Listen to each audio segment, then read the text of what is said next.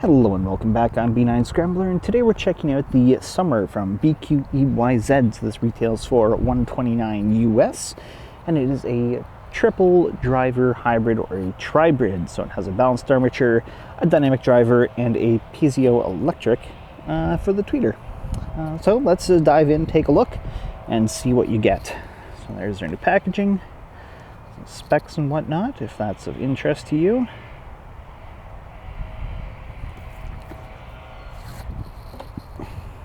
Box.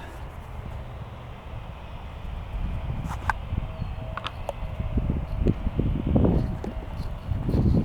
to the earphones in just a moment. Got some documentation, a user guide, nothing too important. Got two types of ear tips. These blue ones here, nice wide bore. And then these, which are very similar.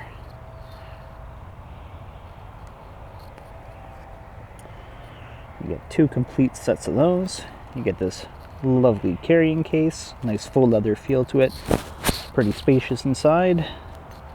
You find the cable. Now that normally comes with a Velcro strap wrapped around.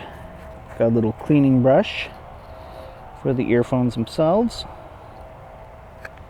And the cable is quite nice. BQEYZ, they usually do a very good job with their cables, so no exception here. This metal straight jack, 2-pin system, also metal there, and you've got a metal Y-split with a chin cinch. It's braided, nice and uniform all the way up. It's a little stiff, but microphonics are minimal, and overall, nice comfortable cable. And moving on to the earpieces themselves, let's take a look at those. Now, while the Spring and Spring 2 used aluminum for their housings, they've gone to a plastic resin here with the Summer. Ergonomics are pretty similar for the most part. They're comfortable, they're light. They do look nice, but in my opinion, not quite as stunning as the Spring and Spring 2. Let's see if we can get a closer look at these. There you go. So metal nozzles,